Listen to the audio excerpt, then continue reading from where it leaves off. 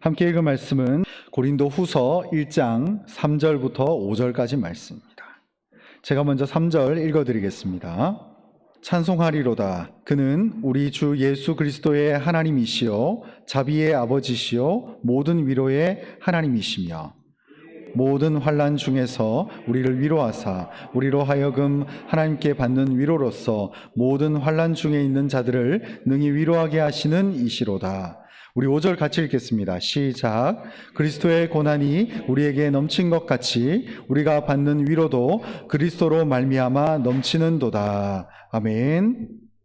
다 사랑하신다라는 제목으로 여러분들과 하나님 말씀 나누도록 하겠습니다. 제가 우연히 오늘 설교 준비를 하다가 인터넷에서 이 다 사랑하신다라는 글귀가 있어서 제가 한번 읽어드리도록 하겠습니다. 하나님은 힘이 없음을 사랑하신다. 힘내라라고 하는 말보다 때로는 힘내지 않아도 된다는 말이 우리의 삶 가운데 위로가 될 때가 있다.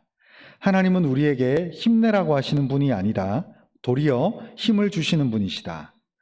하나님은 안 괜찮음을 사랑하신다. 넘어지고 힘들고 상처받아서 안 된다고 성경은 한 번도 말한 적이 없다. 그럼에도 불구하고 그때마다 하나님께 순종한다면 바로 그때가 가장 영적으로 괜찮은 상태이기 때문이다. 하나님은 연약함을 사랑하신다. 왜냐하면 우리는 연약함 때문에 하나님을 찾기 때문이다. 그 연약함은 하나님이 허락해 주신 것이고 그래서 연약함은 때로 아름답다. 이런 글이 있습니다. 여기 보면 세 가지가 나오죠. 힘이 없음, 그리고 안 괜찮음, 그리고 연약함. 이 세 가지를 하나님이 받아주시고 용납해 주시고 사랑해 주신다는 거예요.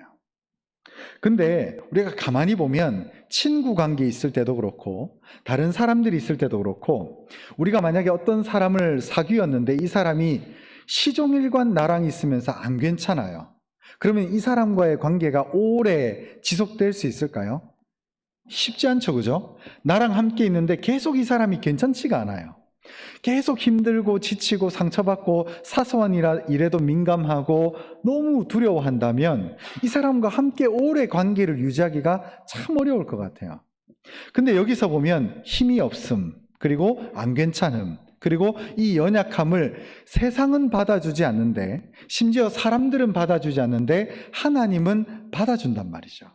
이게 우리의 삶 가운데 위로가 되고 축복이 된다는 것입니다. 여러분, 하나님은 우리의 모든 걸 다 받아주십니다. 때로는 하나님을 믿으면서 우리의 삶 가운데 가장 먼저 지워야 될 편견 중에 하나가 하나님이 깐깐하다, 하나님이 무섭다, 더 나아가서 하나님이 좀 싸납다, 하나님은 강하시다, 이런 편견을 내려놓는 것이 참 중요합니다. 그것이 하나님을 믿는데 의외로 걸림돌이 될 때가 있다는 거예요. 하나님은 우리의 연약함을 사랑하십니다. 도리어 우리가 연약하기 때문에 하나님을 찾는 그 상태를 가장 좋아하세요. 성경에서 언제 우리를 가장 좋아하시느냐? 상한 심령의 예배자를 찾는다는 거예요. 상한 심령. 이 상태가 멀쩡한 심령이 아니라 상태가 상했어요. 여러분, 사과 상한 거 드시겠습니까? 안 먹어요, 그죠? 바로 음식물 쓰레기통으로 들어갑니다. 잘 쪼개가지고.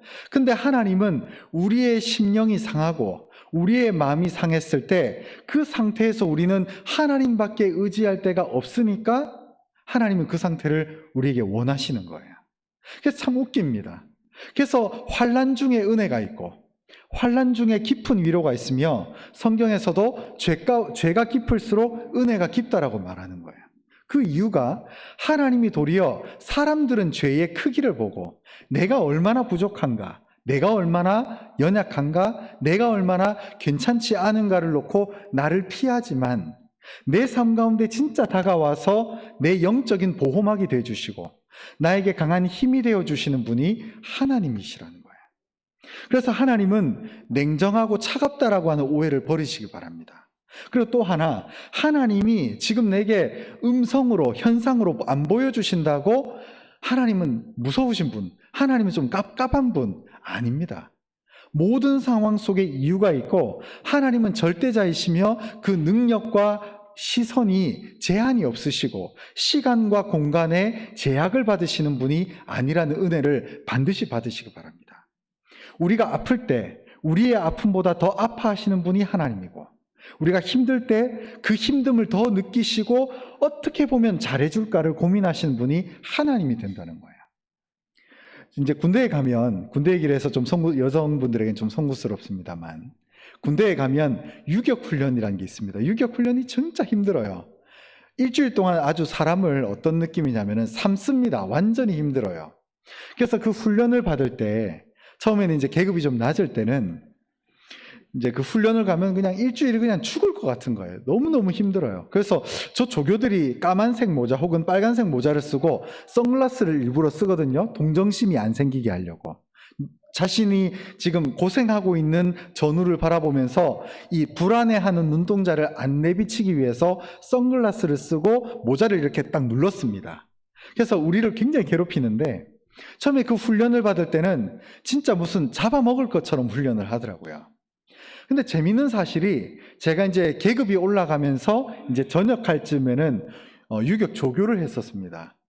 이제 제가 어릴 때는 훈련을 받으면서 고생을 하다가 나중에는 이제 그 빨간 모자를 딱 쓰는 거예요. 모자를 쓰고 선글라스를 쓰고 막 이렇게 딱 뒷짐지고 엄청나게 괴롭히는 역할을 할 수 있는 기회가 온 거예요. 그래가지고 유격 훈련이 있으면 그 일주일 전에 먼저 유격 조교 훈련을 받은 다음에 거기서 대기하고 있으면 부대에서 훈련을 받으러 그곳으로 오게 돼요. 근데 재미있는 사실이, 막상 유격 조교 훈련을 받고 나면 매일마다 조교들이 고심하고 신음하면서 아픈 훈련생들은 없는지, 지금 힘들어하고 있는 지금 훈육생들은 없는지를 고민하고 고심한다는 거였어요. 그래서 오히려 훈련생들은 아침에 이제 훈련이 나가가지고 한 5일 동안 할 거 아니에요? 그러면 아침에 훈련을 받고 한 일과가 끝날 5시쯤 이후에는 뭐 PX도 가서 아이스크림도 먹고 즐기고 나름대로 해요. 근데 조교들은 그때부터 고민 시작이에요. 우리 부대 중에 아픈 환자는 없는지, 지금 유격훈련의 강도가 너무 강해서 못 견디고 있는 그런 어떤 사기 저하를 유도하는 것은 아닌지를 이 조교들이 고심하고 밤낮 고생합니다. 그래가지고 훈련 프로그램도 다시 짜고, 다음날 받을 훈련할 때에 훈련에서 필요 없는 것은 빼고 너무 과한 것은 또 걷어내고 이렇게 훈련을 한단 말이에요. 그래서 제가 그때 조교로 갔을 때 PT 체조가 이게 사람 잡거든요. 완전히 사람 잡습니다. 특히 PT 8번이라고 누워가지고 발을 이렇게 하는 게 있는데, 발 2개를 모아가지고 이렇게 하는 게 있는데 너무너무 힘들어요. 그게 제가 조교 훈련을 받을 때는 그거 한 번 하면 80번씩 했거든요. 근데 전체 부대 사기가 너무 떨어지니까 3일 차쯤 됐을 때는 30번 이하로 줄이자라고 저희끼리 합의된 거예요. 그래서 저는 일주일 전에 조교 훈련을 받을 때는 80번, 100번을 하면서 다리에 알이 베겼는데, 이 친구들한테는 30번 이하로 하려니까 너무 속상하더라고요. 더 괴롭혀줘야 되는데. 그런 마음이 들더라고요. 물론 참 연약한 부분이지만. 근데 제가 이제 왜 이런 얘기를 하냐면, 우리의 삶 가운데 고난 있죠, 고난. 그 고난과 훈련이 유격훈련 같은 거예요. 하나님이 우리를 면밀하게 보고 있습니다. 성경에서 와닿지 않는 구절 가운데 하나가 뭡니까? 우리가 이 세상 가운데 고난이 감당하지 못할 시험을 하나님이 주신 적이 없다라고 얘기를 하잖아요. 사실 그게 납득이 되시나요? 저는 힘든 과정 가운데 있을수록 사실 납득이 안 되는 게 그 말씀이거든요. 근데 제가 가끔 어려운 일이 올수록 유격 조교 때의 마음을 생각나요. 하나님이 유격 훈련생에게 유격 조교의 마음으로 이렇게 하시는구나. 이 아이가, 이 훈련생이 이 훈련을 못 견디네. 이 PT 체조 8번이 너무너무 중요한 유격의 꽃인데, 이 PT 8번을 보통 80번을 해줘야 되는데 너무 못 버티고 사기가 저하되니까, 그래도 자기들이 예를 들어서 조교가 30번 시작 호루라기 휙 불면 30번에 완료가 되는 그 만족감이라는 게 있거든요. 그래서 이 부대가 사기를 충족시키기 위한 어떤 일련의 과정들을 만들어야 돼요. 아무리 훈련이 힘들다 하더라도 완성된 어떤 성취감을 주지 못하면 그 훈련은 빵점입니다. 그래서 이 훈련생들에게 어떤 성취감, 완료감을 주기 위해서 그 단계를 낮춰요, 조교들이. 그래서 하나님이 이렇게 하시겠구나. 하나님이 우리에게 훈련을 주시고 환난을 주실 때 우리에게 적절하게, 하지만 우리가 정말 쉽진 않지만, 어렵지만 감당할 수 있는 시험을 이때 주시는구나 라고 생각해 보면, 하나님께서 우리로 하여금 은혜의 하나님이라는 것을 알 수 있고, 또 하나는 시험의 문제가 굉장히 커요. 내가 지금 현재 바라볼 때. 근데 이 시험을 하나님이 주셨다고 생각하면, 오히려 반대로 생각해 보면 이게 납득은 어려울 수 있겠습니다만, 내가 얼마나 큰 그릇의 사람인가를 도리어 생각해 볼 수 있다는 거죠. 시험의 문제가 커요. 어떤 사람이 나와 지금 똑같은 시험을 감당하면 저 사람은 자신의 인생을 해야 할 사람인데 나는 이걸 버텨낸단 말이죠. 근데 이것을 반대로 한번 질문을 해보면 내 그릇이 얼마나 크기 때문에 이 시험을 주지 않았을까를 한번 생각해 볼 필요가 있다는 거예요. 그래서 오늘 말씀으로 다시 돌아오면, 하나님은 오히려 환난 가운데 있을수록 위로의 크기가 크고, 하나님은 우리로 하여금 더 큰 은혜, 더 큰 위로를 주시기 위해서 인생을 다이나믹하게 만든다는 거예요. 여러분, 영화를 보시면 재미없는 영화의 특징이 뭡니까? 위기가 없는 영화가 재미가 없어요. 인생에 그 주인공이 역경을 겪고 뚫고 나오는 그 기쁨이 그 영화의 클라이막스거든요. 그래서 이 역경을 딛고 회복하는 이 상황이 영화 초반에 나오면 영화가 초반에 집중하고 후반부에는 힘이 빠져버립니다. 그리고 또 반대로 앞에서 조금씩 이 주인공이 환난을 당하고 회복할 거라고 하는 어떤 개연성을 추구하지 않으면 끝에 가서도 이 영화를 바라보는 사람들이 납득을 하지 못해요. 그래서 하나님이 우리로 하여금 하나님의 은혜와 위로를 느낄 수 있게끔 서서히 우리 인생을 고조시킨단 말이죠. 여러분, 오늘 본문을 한번 들어가 보면 우리 3절을 같이 한번 읽어보도록 하겠습니다. 3절 같이 읽겠습니다. 시작. 찬송하리로다. 그는 우리 주 예수 그리스도의 하나님이시요 자비의 아버지시요 모든 위로의 하나님이시며. 아멘. 여러분, 여기 보면 찬송하리로다라는 말이 신약 성경에 8번 나옵니다.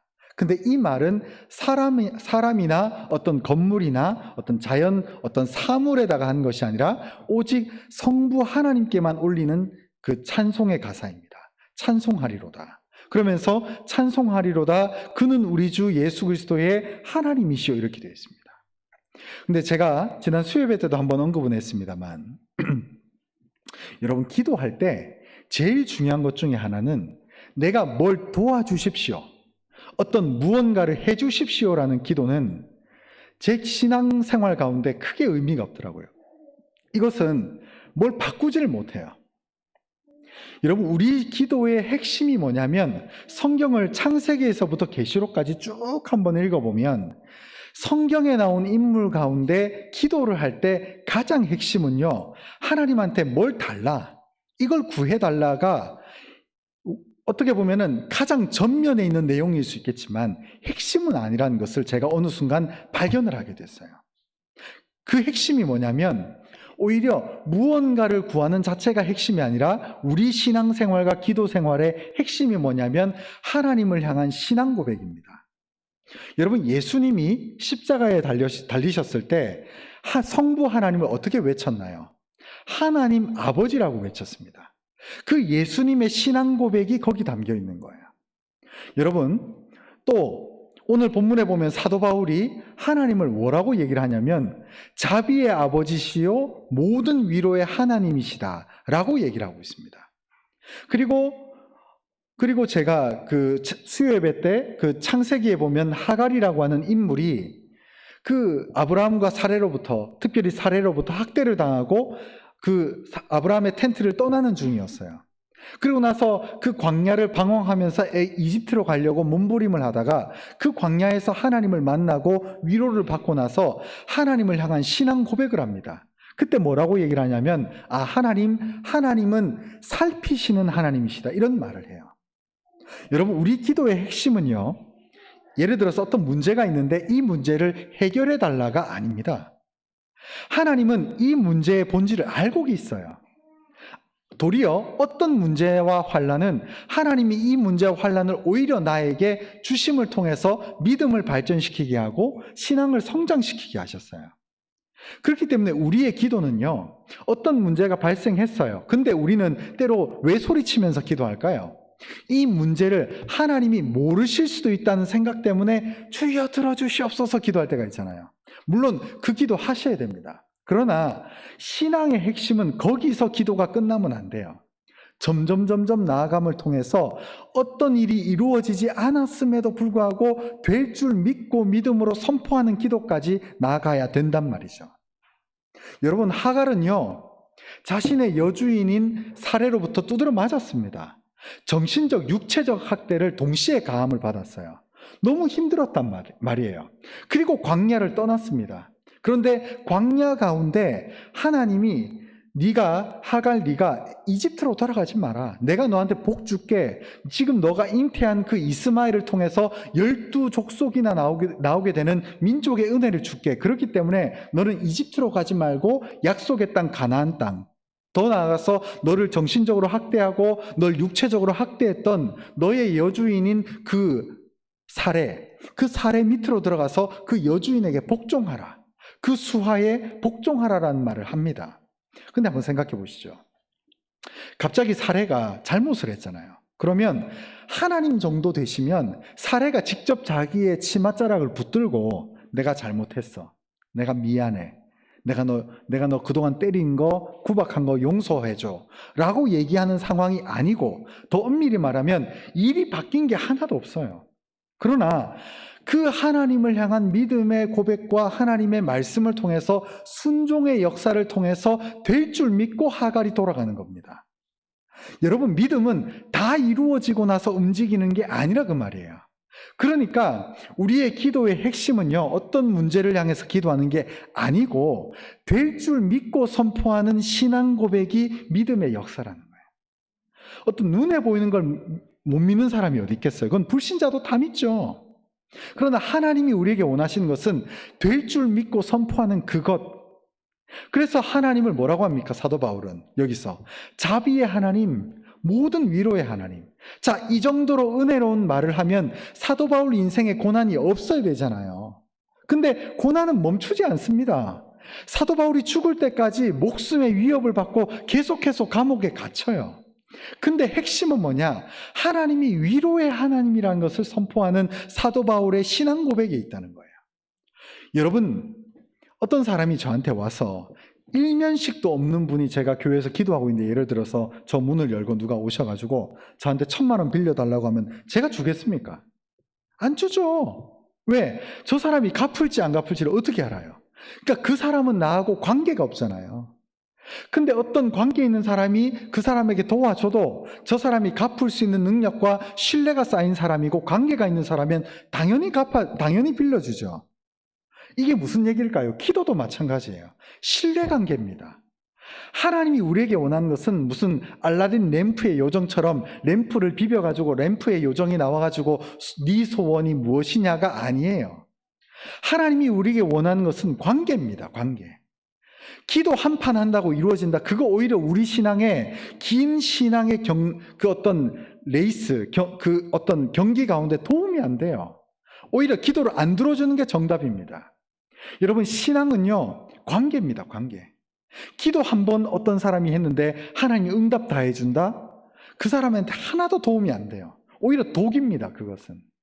근데 반대로 하나님과의 꾸준한 관계 가운데 끊임없이 이 사람이 하나님을 찾고 하나님을 구하고 예배 가운데 신실함을 드러내면서 사람에게 빛나는 신앙이 아니라 정말 하나님과 나, 그리고 나와 하나님과의 그 관계 속에 있을 때에 찬송하리로다. 우리 주 예수 그리스도의 하나님이시여. 하나님은 내가 지금 감옥에 갇혀서 고린도 교회를 향해 쓰는 이 편지로 인해서 낙심한 사도 바울의 현상을 고백하는 것이 아니라 이 상황 속에서도, 감옥 속에서 편지를 씀에도 불구하고 사도 바울은 자비의 하나님, 그리고 모든 위로의 하나님이라고 고백하는 이 하나님과의 관계가 끈끈하게 되어 있는 사도 바울의 심령으로 편지를 쓸 때에 역사가 나타나는 거예요.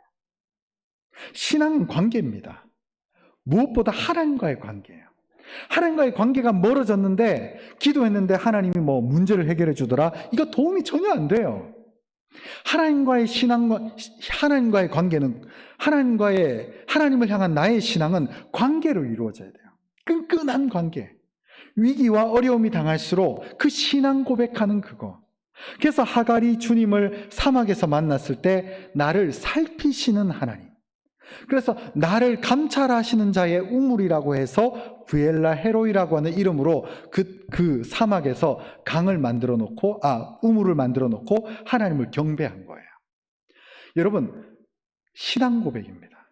하나님은 여러분들에게 어떤 분이십니까? 제가 믿는 저만의 하나님은요, 인도하시는 하나님입니다. 저는 밥 먹을 때도, 하루 삼시세끼 밥 먹을 때도 인도하시는 하나님이라는 말을 습관적으로 해요. 그래서 뭐만 해도 인도해 주시옵소서. 뭐만 해도 인도해 주시옵소서. 왜? 내 인생이 하나님의 인도하심이 없이는 되는 게 하나도 없고, 또 하나님의 인도하심이 최고의 지름길이라는 것을 알았거든요. 여러분들 각 개인만의 하나님은 어떤 분이십니까? 자비의 하나님이십니까? 감찰하시는 하나님이신가요? 사랑의 하나님이신가요? 혹은 나를 위로해 주시는 하나님이신가요? 나만의 하나님이 있어야 됩니다.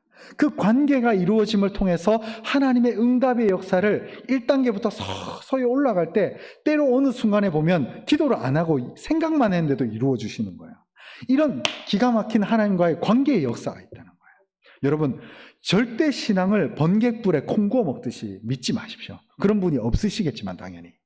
여러분, 신앙은요, 하루아침에 이루어지는 게 아닙니다.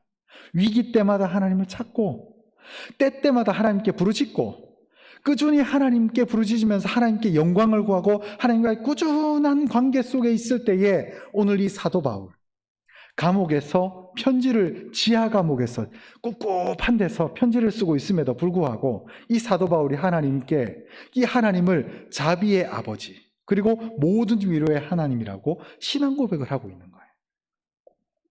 우리 4절을 같이 한번 읽겠습니다. 시작. 우리의 모든 환난 중에서 우리를 위로하사 우리로 하여금 하나님께 받는 위로로서 모든 환난 중에 있는 자들을 능히 위로하게 하시는 이시로다. 아멘. 환난과 위로가 계속해서 같이 나옵니다. 환난, 위로, 환난, 위로, 환난, 위로. 환난이 있는 게 저주가 아닙니다. 그건 잘못된 신앙이에요. 그러나 환난의 구렁텅이에서 벗어나지 못하면 문제가 있겠죠. 그러나 이 모든 관계성 속에서 지내다 보면 오히려 이 환난을 통해서 내 신앙이 점프하는 것을 보게 돼요. 점프해요. 신앙이 발전한다니까요. 하나님과 얼마나 관계가 깊어지는지 보이지 않아도 믿는 은혜. 내 눈 이 눈에 아무 증거 아니 배워도 믿음만을 가지고서 늘 걸으면, 그 가사가 있잖아요. 정말 깊은 신앙의 선구자가 그 가사를 쓴 겁니다. 그런데 삶이 이상하게 든든한 거예요. 내가 정신이 나간 것도 아니고 내가 엉뚱한 세계관을 가진 사람도 아닌데 어려움과 환난이 코앞에 왔는데 든든한 거예요. 마치 굶어도 전날 밤에 뷔페를 먹은 것처럼 든든한 거예요. 그것이 하나님의 은혜이고 그것이 하나님의 위로라는 것입니다. 마지막으로 5절입니다. 제가 한번 읽어드리겠습니다. 그리스도의 고난이 우리에게 넘치는 것 같이 우리가 받는 위로도 그리스도로 말미암아 넘치는도다. 여러분, 우리의 고난이 그리스도의 고난이라는 것이고, 우리가 지금 겪는 모든 어려움이, 물론 이것은 우리 각자의 오늘날 이 시대의 현대적 고난을 얘기하는 것은 아니고, 여기 보면 이 고린도 교회가 그때 당시 있었던 이단 문제, 그리고 교회 당시의 분열 문제, 그리고 율법을 잘못 이해한 잘못된 문제들로 인해서 그 교회가 어려움을 겪고 있었기 때문에 그 고난을 통해서 너희가 위로도 넘칠 것이다 라고 사도 바울이 축복해주고 있는 이 장면입니다. 에스겔서 말씀을 읽으려고 했습니다만 시간이 많이 돼서 넘어가고, 우리 아가서 6장 13절 말씀을 같이 읽고 마무리하도록 하겠습니다. 우리 아가서 6장 13절 말씀 같이 읽겠습니다. 시작. 돌아오고 돌아오라 술람미 여자야, 돌아오고 돌아오라 우리가 너를 보게 하라. 너희가 어찌하여 마하나임에서 춤추는 것을 보는 것처럼 술람미 여자를 보려느냐. 아멘. 아가서 말씀은 사실 이렇게 보면 복음을 전하는 내용도 아니고 스펙타클한 어떤 사건이 나오는 그런 성경도 아닙니다. 근데 이 아가서 말씀이 주는 위로가 있고, 이 아가서 말씀에 놀라운 은혜가 있어요. 이게 무슨 내용이냐면, 아가서 1장부터 끝장까지의 내용을 간단하게 설명할 수 있습니다. 이것은 그 당시 다윗의 아들이었던 왕 솔로몬이 흑인 출신의 술람미 여자를 사랑하는 얘기입니다. 근데 그때는 흑인들을 좀 좋아하고 매력적으로 보는 미의 기준이 있어서 그러나 절대 아닙니다. 여러분, 이때 당시에는 아름다운 금귀고리, 은귀고리, 팔찌, 발찌를 하고 다니는 하얀색 피부에 눈이 부리부리한 그런 하얀 피부의 예루살렘 여자들, 그 처녀들이 있었어요. 근데 놀랍게도 이 솔로몬 왕이 일개 어떤 부자 수준이 아니라 아예 그 예루살렘 성전, 그 솔로몬 왕궁을 다스리는 그 보좌관들의 방패가 전부 금으로 되어 있는 그 최고의 나라였던 그 솔로몬 시대 때의 그 왕이 이 술람미 여자, 피부도 까무잡잡하고, 여러분 오늘날 흑인들이야 TV로 보면 예쁘고 잘생겼죠. 그때 당시에 흑인들은 혼혈이 아니고 순수 흑인들이기 때문에 코가 주먹코입니다. 입술이 두툼해요. 앞뒤가 뒤집어져가지고 예쁜 구석이 하나도 없어요. 그래서 이 아가서가 시작할 때의 1절부터 끝절까지의 전반적인 내용은 이 솔로몬 왕이 이 아무 보잘것도 없는 노예 출신인 술람미 여자를 향해서 약간 프로포즈를 하는 거예요. 내가 너 사랑한다. 너 나의 신부가 되어주라. 넌 나의 신부다라고 고백하는 내용입니다. 근데 문제는요, 이 아가서 1장부터 끝절까지 이 술람미 흑인 노예 출신 이 여자가 이 왕의 사랑을 못 받아들여요. 그래서 자꾸 두려워하고 불안해하고 염려하고 걱정합니다. 그래서 여기 대표적인 예로 6장 13절에 보면 술람미 여자를 향해서 뭐라고 얘기합니까? 돌아오고 돌아오라. 돌아오고 돌아오라. 1장 1절부터 끝장 끝절까지 사랑한다 사랑한다. 내가 너의, 거기 보면 좀 부끄러울 정도로 이 술람미 여인의 신체를 비유해서 자꾸 사랑 고백을 해요. 근데 이 술람미 여자는 자기가 너무 보잘것없고 노예 출신이고 피부도 시커멓고 코도 주먹코고 예쁠 게 하나도 없는, 왜 저 수많은 예루살렘 여자들을 선택하지 않고 나 같은 여자를 선택하는지를 이 솔로몬 왕의 사랑 고백을 납득을 못하는 거예요. 그래서 자꾸 마음이 떠나요, 이 술람미 여자가. 근데 솔로몬이 이 술람미 여자를 향해서 너는 돌아오고 돌아오라. 내 품으로 돌아오라. 라고 얘기를 하는 것입니다. 여러분, 이 술람미 여자가 누굽니까? 우리입니다. 우리. 하나님이 보실 때 구원받을 만한 존재가 아무것도 없는 죄악투성이의 우리를, 죄와 하나도 상관없는 하나님이 일방적인 사랑을 퍼부어 주시는 거예요. 이 은혜가 있다는 거죠. 여러분, 우리가 착해서 하나님 날 선택했다라고 믿으시는 분 있나요? 간혹 우리도 함정에 빠져요. 교회를 오래 다녔지만 착하신 분들이 빠지는 함정이 있어요. 그게 뭐냐면, 내가 착하니까 하나님이 날 사랑하시겠지. 내가 헌금도 잘하고 교회 봉사도 잘하니까 하나님 날 이뻐하겠지. 아닙니다.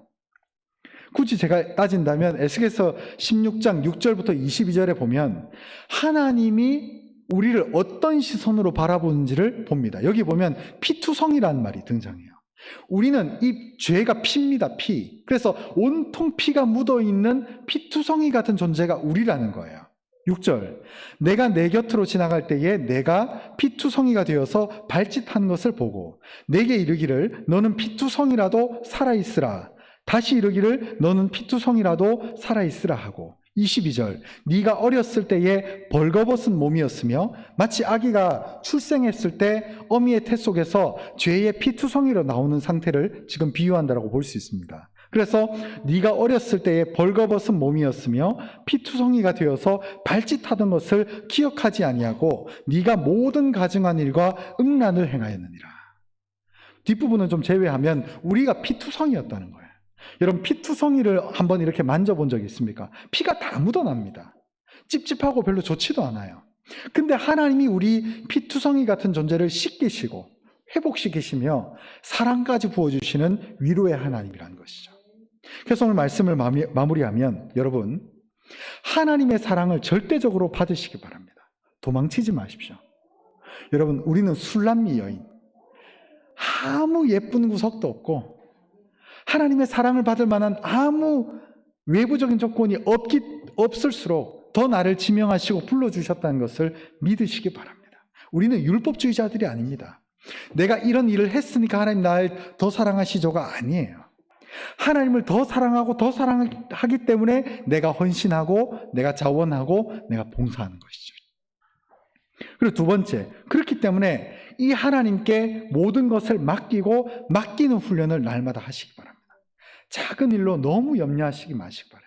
물론 염려하면 안 된다는 부담감 때문에 자신의 감정을 속일 필요는 전혀 없습니다. 마음껏 우시고 마음껏 부르짖고 마음껏 답답해 하십시오. 그러나 핵심은 하나님이 그럼에도 불구하고 나를 사랑하시고 지키고 있는 사랑의 하나님이라는 것은 절대 변치 않기를 주님의 이름으로 축복합니다. 마지막 세 번째 결론. 그렇기 때문에 하나님은 우리를 향해서 무조건적으로 사랑하고 있으심을 믿으시기 바라요. 아까 제가 설교 초대에 말씀드렸죠. 안 괜찮음, 연약함, 부족함, 그 미련함을 하나님이 알고 사랑하심을 늘 기억하시기 바랍니다. 하나님이 이 사랑을 받으시고 이 축복 가운데 거할 수 있는 우리 모두가 될 수 있었으면 좋겠습니다.